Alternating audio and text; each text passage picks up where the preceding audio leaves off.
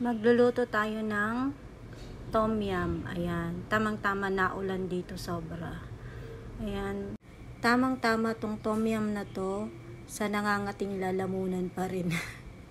Ayan, yan na yung mga ingredients, hindi ko na isa-isahin. Magigisa nga pala tayo ng bawang, tsaka yung pinagbalatan ng hipon. Ayan, para gagawin nating pangsabaw mamaya. Ayan. Nilagyan ko siya ng mainit na tubig para mas madaling kumulo. Ayan. Tapos sasalain ko lang siya. Ayan. Tapos nagdagdag na rin ako ng tubig dyan. Nilagay ko na yung galanggal, lemongrass, kaffir lime leaves, green chilies, at saka nilagay ko na rin yung tom yum paste. Ayan. Tapos aantayin ko lang siyang kumulo. Tapos naglagay ako ng 2 kutsarang patis. Pero depende yan. Dadagdagan ko pa rin naman yan kasi depende sa lasa. Tapos nilagay ko na yung straw mushroom. Ayan. Kasi wala akong nakitang oyster mushroom. Pero pwede naman yan. Tapos yun nga, sabi ko nga sa inyo, dadagdagan ko pa rin ng patis. Kasi kulang yung alat niya para sa akin. Ayan. Pero depende yan sa inyo kung dadagdagan nyo o hindi. Ayan. Antayin lang natin siyang kumulo. Alam mo yung amoy na amoy mo na yung aroma nung niluluto mo. Tapos parang gusto mo nang humigop. Ayun.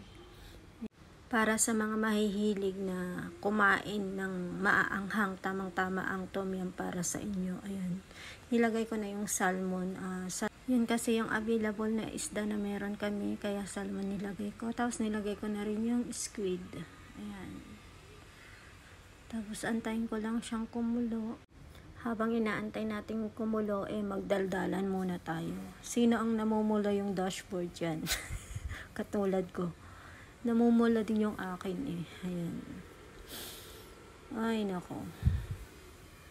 Ayan, habang inaantay natin kumulo, naglagay na rin ako ng kalahating kutsara ng asukal, pang balance sa lasa. Ayan. Tapos, nilagay ko na rin yung hipon. Ayan. O, diba? Ang sarap, ang bango. Grabe. Ayan. Sarap ng humigop. Tapos, nilagay ko na rin yung lime or lemon. Ayan. Tapos, yan. Antayin lang natin siyang kumulo. Pagkatapos niyan, pwede na tayong lumamon, humigop ng masarap na sabaw, pampatanggal ng katenang lalamunan. Ayan, tamang-tama to sa mga may ubo. Tignan ko lang kung di gas-gas yung lalamunan dito. Ayan. Thanks for watching.